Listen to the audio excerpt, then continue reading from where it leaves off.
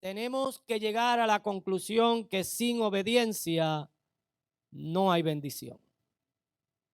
O sea, que nosotros no vamos a disfrutar de la bendición de Dios si nosotros no somos obedientes a Él.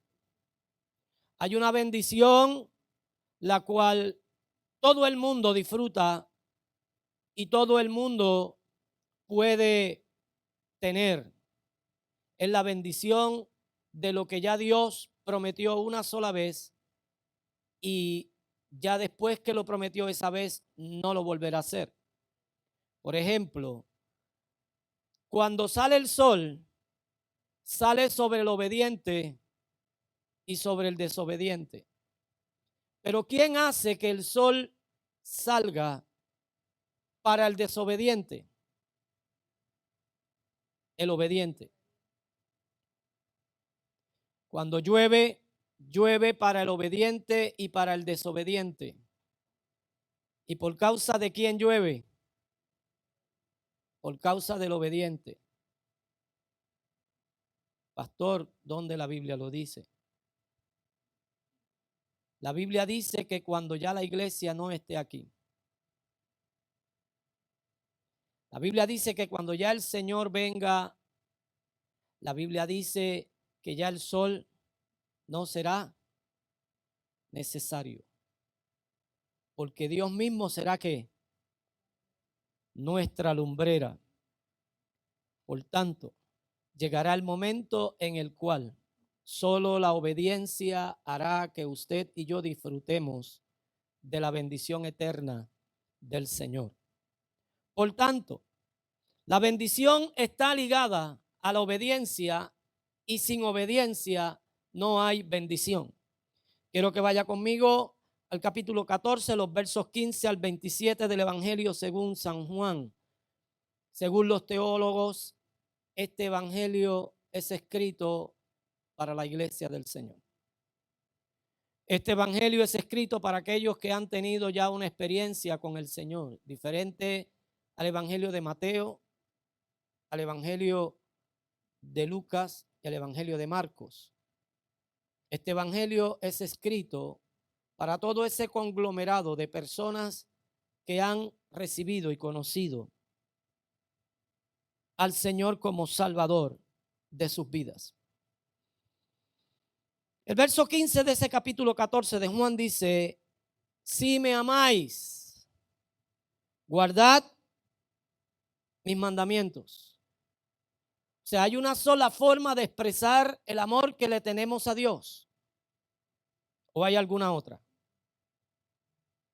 ¿Cómo yo puedo expresar que yo amo a Dios? ¿Habrá alguna otra forma, habrá alguna otra manera en la cual yo pueda expresar que yo amo a Dios si no es guardando la palabra, los mandamientos, lo que Él ha establecido? Yo creo que no hay otra forma. Yo creo que no hay otra manera. Nosotros tenemos que entender que quien habla esto es Jesús mismo. Y para mí es más importante la palabra que sale de la boca de Jesús que la palabra que sale de cualquier otra persona. Por tanto, Jesús establece que para que nosotros podamos demostrar el amor que le tenemos a Él, lo hacemos a través de esa abnegación de nosotros mismos para guardar la palabra. ¿Y qué significa guardar la palabra? Significa desarrollar un estilo de vida que sea conforme a lo que se parece a Él. Lo voy a volver a repetir. Significa desarrollar un estilo de vida a lo que se parece a Él. Y usted y yo tenemos que parecernos a Él.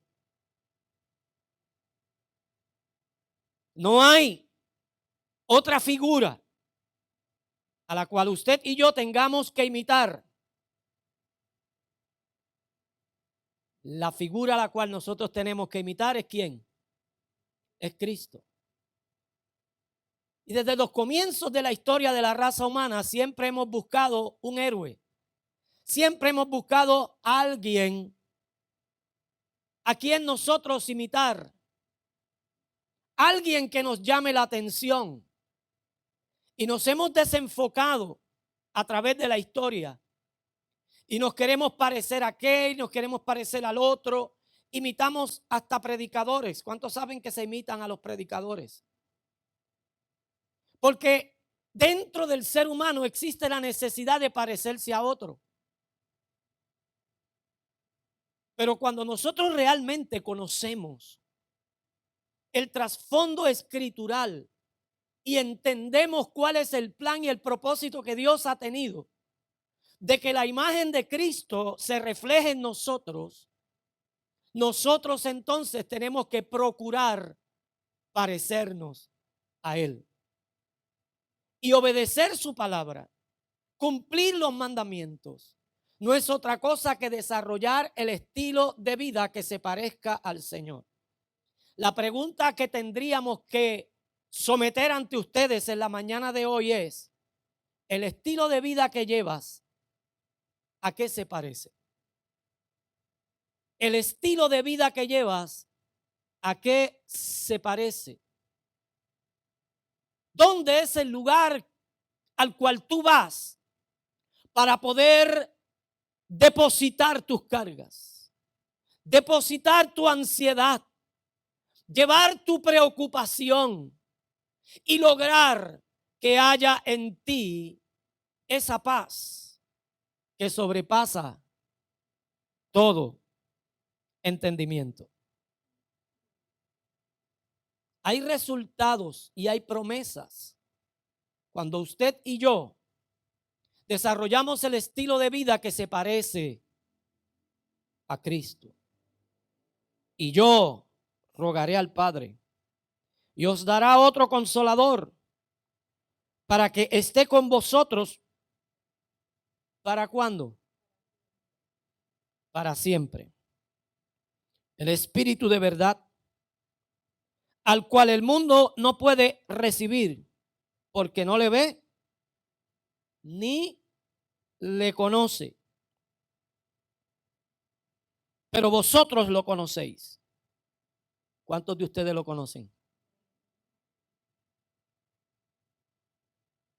Porque vive con vosotros y estará ¿dónde? Fíjese que hay una diferencia. Fíjese que hay una diferencia. Como también hay una diferencia entre herencia y legado. Que a veces nosotros pensamos que es lo mismo, pero no es lo mismo. La herencia es lo que usted le puede dejar a alguien. El legado es lo que usted deja en alguien. Y esto es sumamente importante que nosotros lo vayamos entendiendo. Y vuelvo a decir, tenemos que tener el empeño y el deseo de que los ojos de nuestro entendimiento puedan ser abiertos. Porque yo opino y creo que estamos corriendo la recta final. Y usted y yo tenemos que estar apercibidos y entender que el mundo le gusta negociar con uno. Al diablo le gusta negociar con la iglesia. Al diablo le gusta negociar con el pueblo de Dios. ¿Cuántos se acuerdan a Faraón negociando con Moisés? ¿Ah? Si usted no sabe de lo que estoy hablando, lea el libro de Éxodo. Cuando vienen las plagas, antes de las plagas, como Dios le dice a Moisés que le diga a Faraón que deje libre al pueblo. Y Faraón comienza a negociar. Faraón es tipo de Satanás. Egipto es tipo del mundo. Y al diablo le gusta negociar con el pueblo de Dios.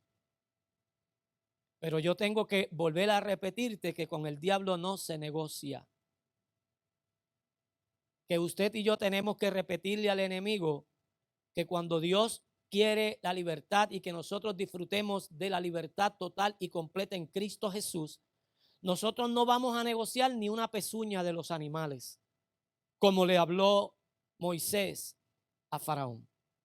Por tanto, es bien importante que usted y yo vayamos entendiendo lo que vamos a tener como promesa.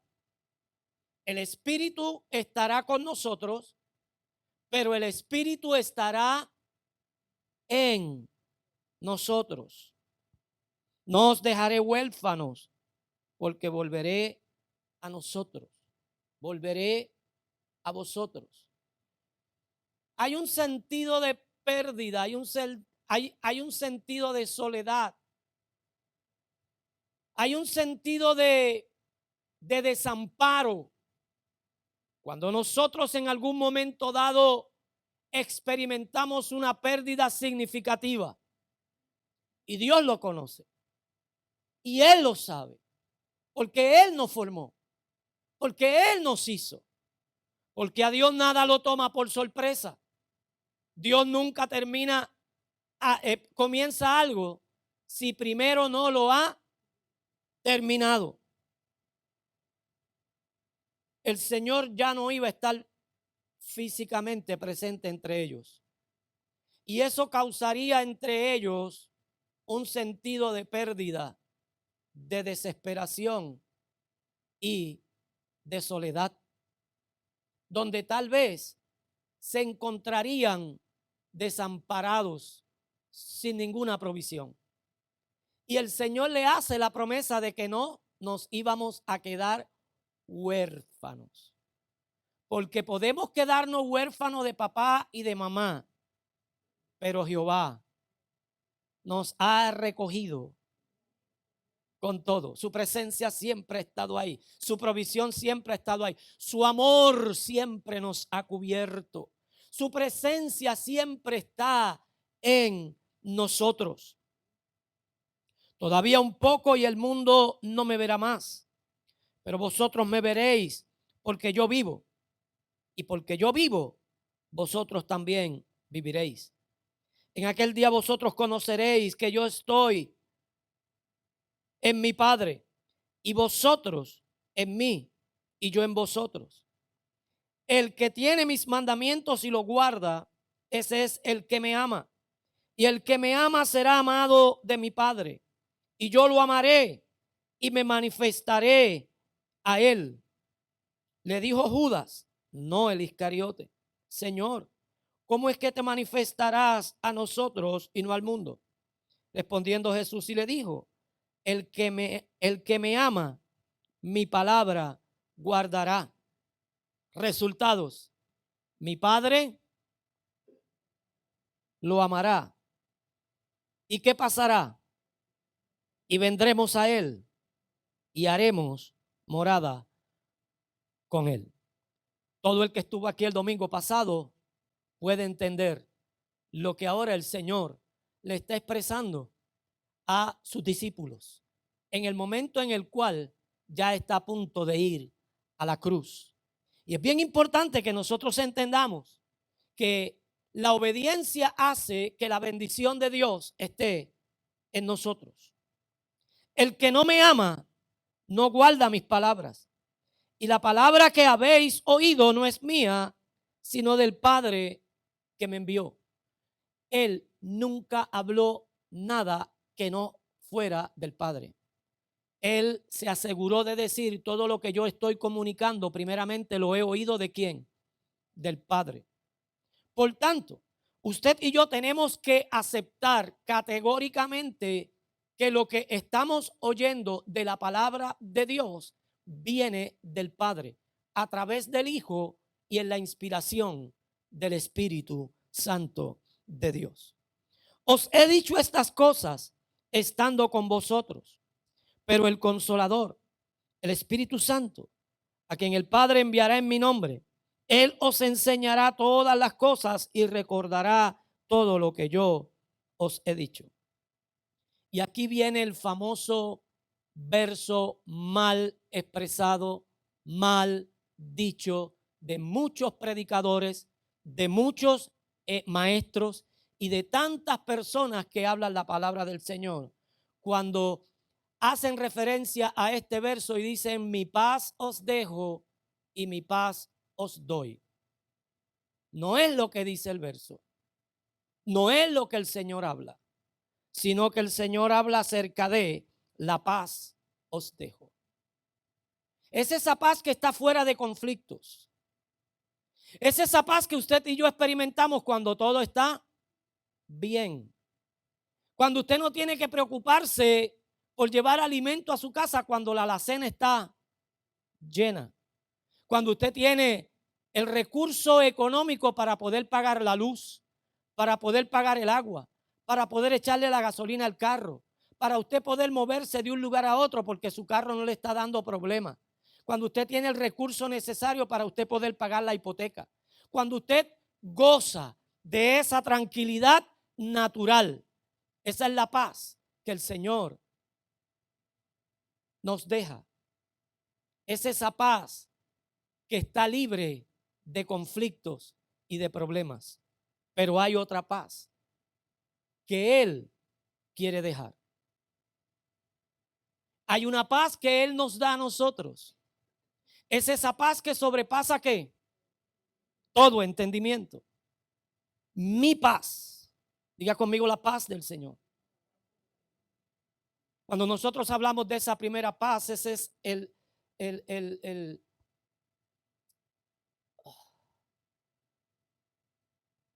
se me olvidó. Ahorita se lo digo. De esa primera paz. Pero de la segunda paz es Eirenem. Otros la pronuncian como Irene. La primera paz es el Shalom. Ustedes lo sabían, ¿por qué no me lo dijeron? La primera paz es el Shalom. La segunda paz es el Eirenem. Es esa paz que en medio del conflicto usted está confiado. Es esa paz que cuando las cosas usted sabe que están al revés, alrededor de usted, usted está confiado en una promesa de Dios, en una palabra que Dios le ha dado. ¿Cuántos han recibido palabra de Dios? ¿Cuántos han recibido promesa de Dios? Y es esa paz, cuando usted y yo estamos en esa paz del Señor, se puede estar cayendo lo que se vaya a estar cayendo y nosotros vamos a seguir ¿qué? Confiando en que el que prometió es fiel para cumplir lo que ha prometido. Por tanto, es sumamente importante. Dice: yo no os la doy como el mundo la da. Por tanto, si usted y yo conocemos y estamos en la paz del Señor, mire lo que tenemos que hacer. No se turbe vuestro corazón, ni tenga miedo. En la mañana de hoy estuve leyendo la noticia de que ya la OTAN movió fuerzas militares hacia la región de Ucrania. O sea, yo no sé cuántos saben que Vladimir Putin desafió al mundo, porque en el discurso que dio estableció que cualquier país o nación que interviniera en la invasión que él está haciendo a Ucrania recibiría la respuesta bélica. ¿Es una amenaza, sí o no? Es como si yo te digo: si tú te atreves a pasar de este punto al otro, vas a tener consecuencias. No te estoy advirtiendo. Yo te estoy ¿qué? Amenazando. Pero es bien importante que nosotros entendamos una realidad. No importa lo que pase, usted y yo tenemos que estar confiados en alguien que prometió. Y el que prometió es fiel. No es hombre para que mienta, ni es hijo de hombre para que se arrepienta. Por tanto, la promesa de Dios es como, es fiel y es verdadera. Y si algo yo tengo que tener con claridad es que porque el que prometió que venía a buscarme va a venir. El que prometió que venía a buscarte, va a venir. Por tanto, tú y yo tenemos que entender que para nosotros poder fluir en la obediencia, en la bendición que Dios ya ha establecido, tenemos que ser personas obedientes. O sea, no existe un cristiano que no sea obediente. No existe. O sea, yo quiero que usted entienda lo que yo estoy expresando. O sea, no existe un hijo de Dios que no obedezca a Dios. No existe. No existe. No existe un hijo de Dios que pueda manifestar el amor que tiene a Dios que no sea obediente. Pero pastores, que nosotros no somos perfectos. Fallamos. Pecamos. Claro. Claro que nosotros pecamos. Pero ¿qué significa cuando el salmista dice que a un corazón contrito y humillado no despreciarás tú, oh Dios? ¿Se ha puesto usted o se ha dado a la tarea para saber el significado del corazón contrito? ¿O usted no ha entendido nunca lo que significa un corazón contrito? Un corazón contrito es un corazón que se ha dado cuenta que ha cometido algo equivocado. Un corazón contrito es una persona que ha reconocido que lo que está haciendo no está bien. Y cuando usted y yo llegamos con un corazón contrito y humillado al Señor, estamos manifestando el amor que Dios quiere que nosotros manifestemos. Por tanto, no existe tal cosa de una persona que no quiera vencer el mal con el bien, que se llame hijo de Dios. Porque si algo establece el Señor, precisamente es que el mal tiene que ser vencido con el bien. ¿Sí o no? Que la desobediencia tiene que ser castigada ¿con qué? Y esto es algo que establece el mismo Señor. Esto no es un invento de hombre, ni es un invento de filosofía, ni es un invento de religiosidad. Esto no es tradicionalismo, esto es palabra de Dios. Y como palabra de Dios, usted y yo tenemos que caminar, tenemos que cabalgar sobre esa palabra de verdad. Y dijimos que la verdad es lo que es real. La definición de la verdad es lo que es real, no lo que se parece a lo real. O sea, no es un facsímil razonable. La verdad es lo real, lo auténtico. Y usted y yo tenemos que entender que la falta de obediencia producirá falta de bendición. Lo voy a volver a repetir. La falta de obediencia producirá falta de bendición. Por eso es que usted y yo no debemos estar desenfocados en el caminar con el Señor.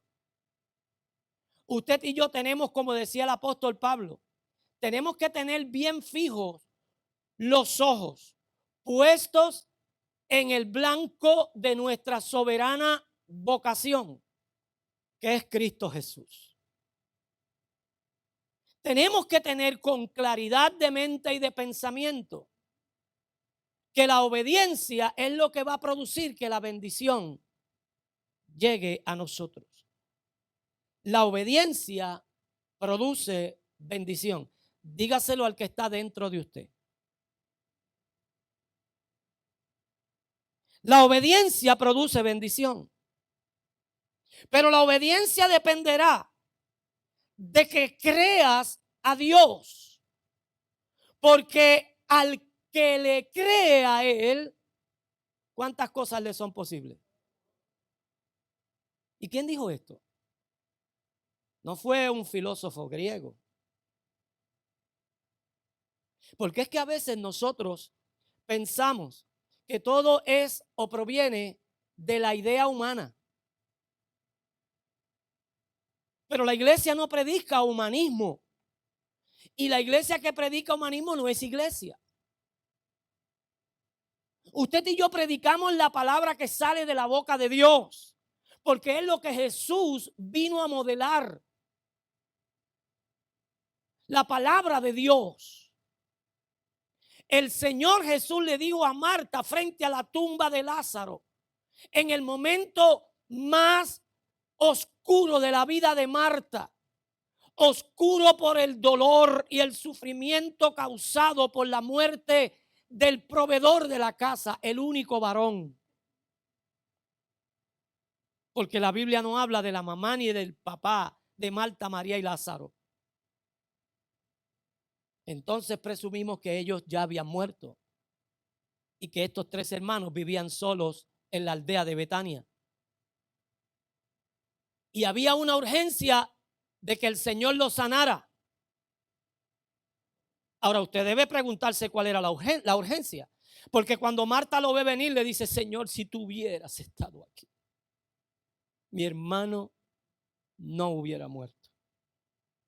Y a esa misma Marta el Señor le dice, si puedes creer, al que cree, todas las cosas le son posibles.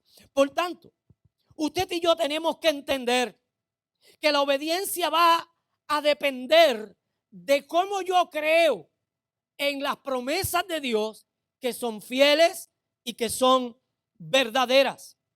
Porque hay una fe, y yo quiero que usted preste atención a esto, que es una fe utilitaria, que es una fe momentánea, que es una fe de beneficio, donde yo necesito que el Señor me resuelva un problema y pongo toda mi fe y en su misericordia yo recibo el milagro. Pero no necesariamente porque yo tenga esa fe utilitaria, esa fe que me resuelve el problema y la situación en el momento, no significa que yo tenga un estilo de vida de fe. Porque el estilo de vida que yo voy a presentar luego del milagro que yo recibo va a seguir siendo ese estilo de vida de desobediencia a Dios. ¿Cuántos lo saben? No es nada nuevo. Es la experiencia que tenemos con Israel en el desierto. Recuerde que todo lo que nosotros vemos en el Antiguo Testamento no era otra cosa que un tipo, una sombra y una figura de lo que habría de venir. Pero ya no estamos ni en sombra, ni en tipo, ni en figura. Ahora el apóstol Pablo dice que estamos como mirándonos a un espejo. ¿Y qué es lo que refleja el espejo? Lo que usted le pone de frente. El espejo no puede reflejar. Si yo estoy frente al espejo, el espejo no me va a reflejar la imagen de mi esposa. El espejo me va a reflejar la imagen que yo le estoy poniendo de frente. Por tanto, es sumamente importante que nosotros vayamos entendiendo que ese estilo de vida que Dios quiere que nosotros desarrollemos es un estilo de obediencia a Dios. La fe que nos lleva a la bendición es una fe que se desarrolla como un estilo de vida de obediencia a Dios. ¿Se ha preguntado de dónde surge el caos que el mundo vive? ¿Por qué vivimos en el caos que estamos viviendo? Por una decisión. Decisión de desobedecer. La desobediencia del primer Adán causó un caos mundial que hasta el día de hoy el mundo lo sigue experimentando. ¿Por qué lo sigue experimentando? Porque el mundo se sigue alimentando del árbol de la ciencia del bien y del mal. Se sigue alimentando del árbol de la ciencia del conocimiento. Pero la iglesia del Señor, diga eso conmigo, la iglesia del Señor, nosotros no podemos esperar un caos, porque nosotros hemos nacido de nuevo. Y el nuevo nacimiento es de agua y de espíritu. ¿Se acuerdan la semana pasada? Ese nuevo nacimiento nos da a nosotros el derecho legal en el ámbito espiritual para nosotros poder caminar bajo la promesa de Dios, que es en Cristo Jesús, Señor nuestro. Por tanto, Jesús convirtiéndose en el segundo Adán, que es espíritu vivificante, ese segundo Adán nos permite a nosotros, ¿por causa de qué? De su obediencia al Padre. Porque la desobediencia del primer Adán causó el caos que hoy en el mundo existe. Pero la obediencia del segundo Adán nos liberó del caos que el mundo experimenta. Por eso, la paz que el mundo da no es igual a la paz que Cristo da. Había paz hasta que allá este magnate, este presidente, decidió desafiar al mundo. Y puede ser que se desate la tercera guerra mundial. Y esto no es para que usted coja miedo. El miércoles estuvimos hablando acerca de experiencias almáticas. Yo empecé una serie de estudios, como yo le dije a usted. Y de verdad que los que estuvieron aquí, yo creo que se enteraron de cosas extraordinarias de la palabra del Señor. Y hablamos de experiencias espirituales, pero también hablamos de experiencias almáticas, que las experiencias almáticas no son malas siempre y cuando esas experiencias almáticas estén guiadas y dirigidas y sometidas por el Espíritu.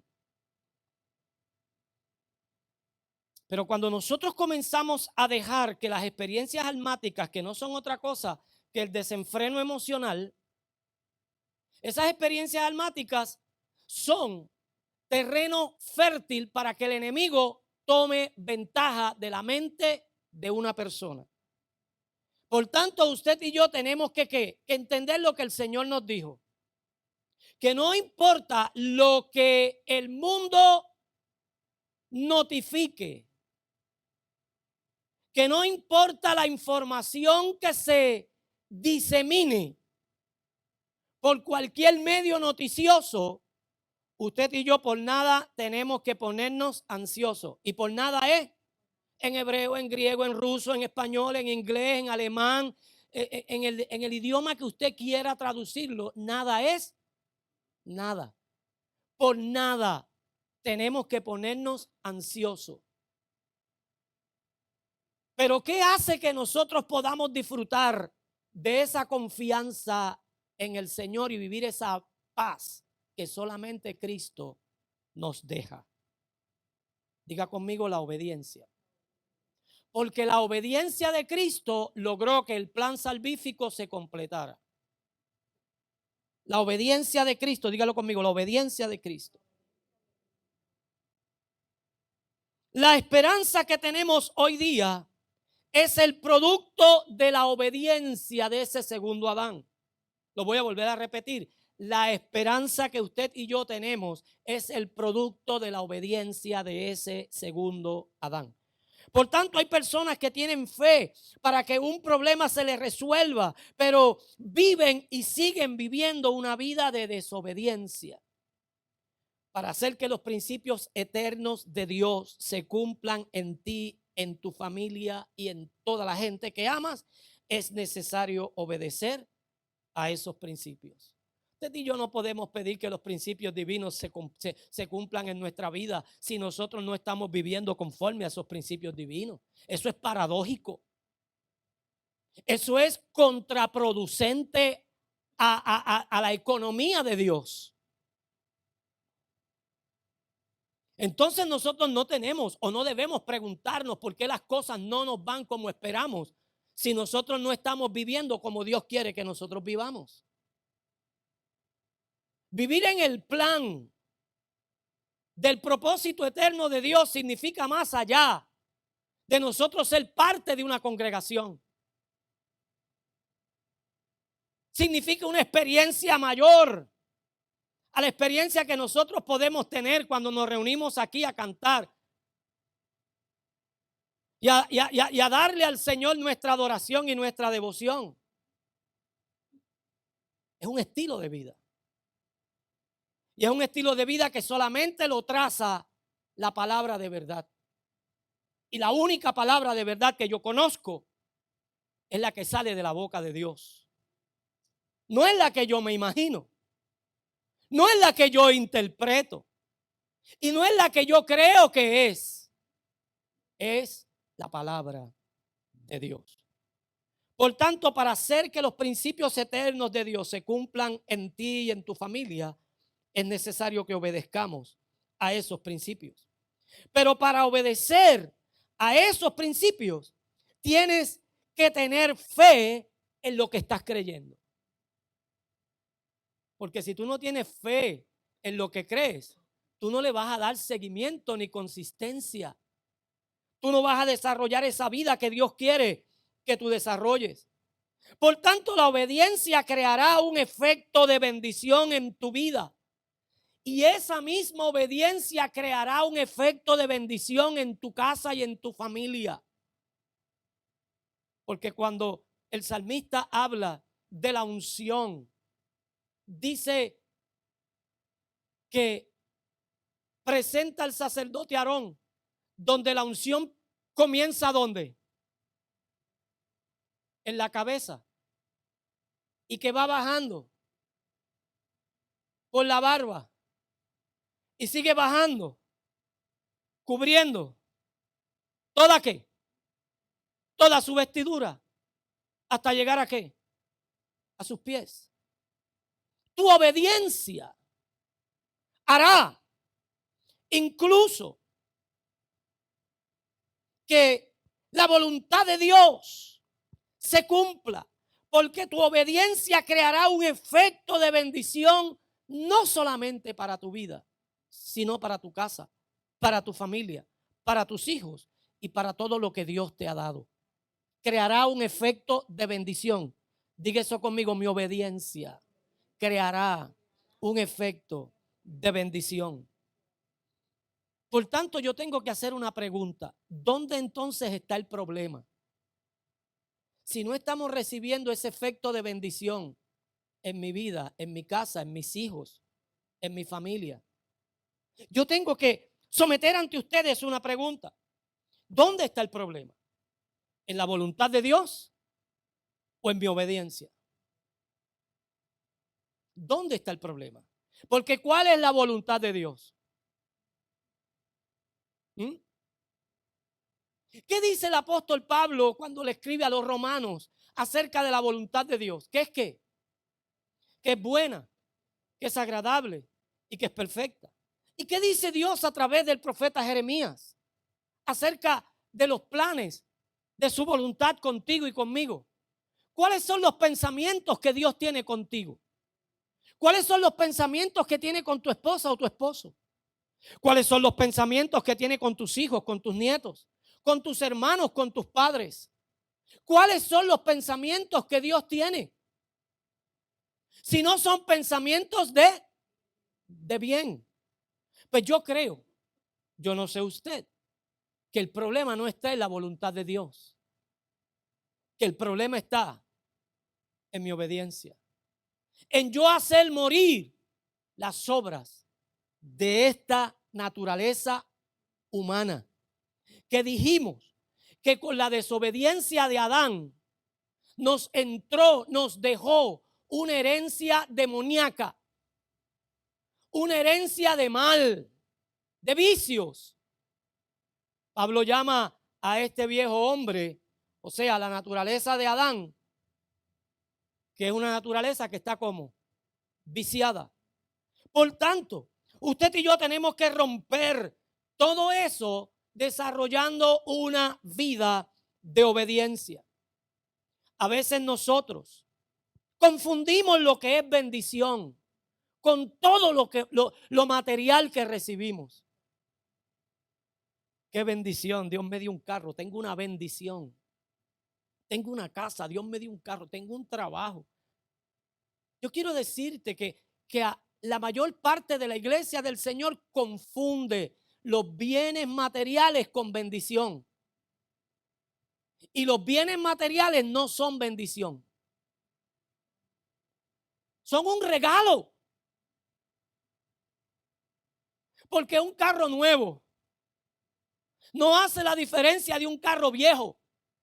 Porque donde te lleva el nuevo, te lleva el viejo. Porque una casa grande no hace la diferencia de una casa pequeña. Porque de la misma forma que una casa grande te cobija, asimismo la casa pequeña te cobija. Cuando nosotros entendemos esta verdad, nosotros vamos a entender que la casa es un regalo para el bendecido que mora en esa casa. La casa no es la bendición. La bendición es el que mora en la casa. La casa no es la bendición es el que habita la casa. La casa no es el carro. O sea, la bendición no es el carro. La bendición es el que está manejando el carro. Y cuando tú y yo tenemos eso claro, tú y yo entendemos que todo lo que estamos recibiendo, lo estamos recibiendo porque estamos buscando primeramente el reino de Dios y su justicia. ¿Y qué significa buscar primeramente el reino de Dios y su justicia? Jesús dijo en la oración que le enseñó a los discípulos: cuando ustedes oren, oren así: Padre nuestro que estás en los cielos, santificado sea tu nombre. Sea hecha tu voluntad en el cielo y también en la tierra. ¿Y cuál es la voluntad de Dios? La voluntad de Dios es que nosotros comencemos a vivir en obediencia, porque Cristo fue la manifestación viva de la voluntad de Dios. La obediencia. La desobediencia rompió el vínculo de relación entre Dios y el hombre. Pero la obediencia trajo la conexión nuevamente a esa relación. Por tanto, usted y yo tenemos que desarrollar vidas que sean vidas de obediencia. Los que son bendecidos de Dios no van en busca de las bendiciones. Lo voy a volver a repetir. Los que son bendecidos de Dios no van en busca de las bendiciones. Y yo vuelvo a repetir, nosotros no podemos bajo ninguna circunstancia seguir malinterpretando o confundiendo lo que es bendición con bienes naturales. Porque hay personas que no tienen los recursos económicos que usted y yo tenemos y son tan bendecidos. ¿Estamos entendiendo? Así que ya supere el asunto de que fulano tiene un carro nuevo y yo no, está más bendecido que yo. Vamos a romper con esos paradigmas. Fulano tiene un trabajo mejor que el mío, está más bendecido que yo. Rompa con esos paradigmas. Porque es bien importante que usted entienda que los que son bendecidos de Dios no van en busca de bendiciones, sino que van en busca de una vida de obediencia. Los que son bendecidos de Dios buscan vivir, desarrollar un estilo de obediencia. Porque cuando se vive una vida de obediencia, las bendiciones salen a buscarte. El bien y la misericordia me seguirán todos los días de mi vida. David decía que usted y yo tenemos que entender que contamos con el mejor pastor de los pastores.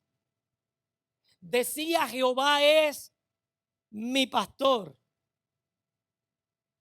¿qué me puede faltar? ¿Te has preguntado en algún momento dado lo que te falta? Porque el enemigo pone en nuestra mente, usa el campo de batalla que es nuestra mente para hacernos sentir que estamos faltos de algo.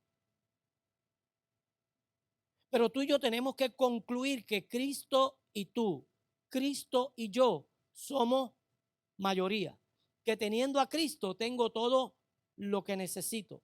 Nada me falta. Con Dios nada me falta.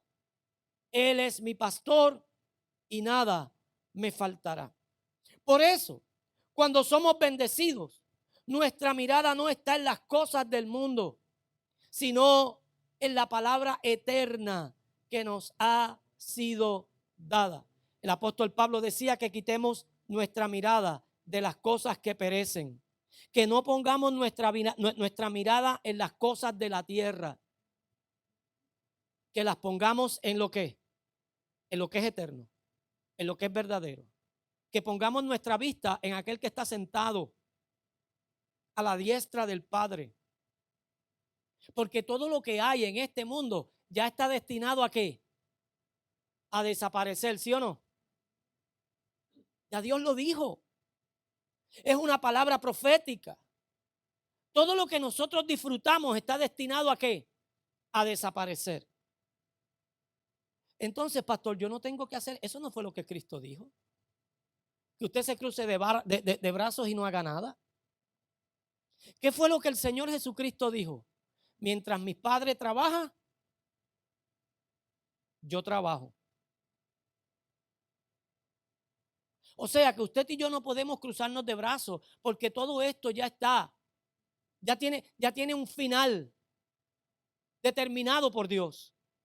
Sino que nosotros tenemos que seguir haciendo el esfuerzo y tenemos que seguir viviendo como si Cristo viniera en el próximo inhalar y exhalar nuestro. Pero seguir trabajando y haciendo la voluntad y la obra de Él como si tardara mucho tiempo Él en venir. La bendición está ligada a la obediencia. Sin obediencia no podremos recibir la bendición que Dios quiere que nosotros recibamos. Permita al Señor que esta palabra llene nuestro corazón, que esta palabra nos ayude a nosotros poder entender la importancia de nosotros desarrollar el estilo de vida que Dios quiere que nosotros vivamos. Vivir la vida del cristiano no es una vida que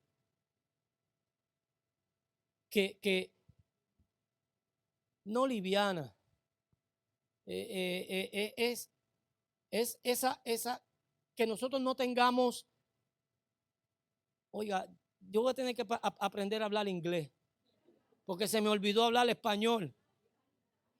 Que nosotros vivamos una vida responsable. Vivir la vida cristiana es vivir una vida de responsabilidad.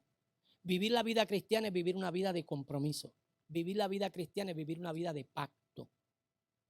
Entender que Cristo fue responsable con la encomienda que Dios le dio. Y nosotros tenemos que ser responsables con la misma encomienda que Dios nos ha dado. Porque Él dijo, como mi Padre me envió, yo los envío también a ustedes. O sea que no hay tal cosa como vivir una vida liviana en Cristo Jesús, ni vivir una vida sin responsabilidad en la vida cristiana. Tenemos que ser responsables y tenemos que vivir esa vida que Él nos modeló. Ponte de pie.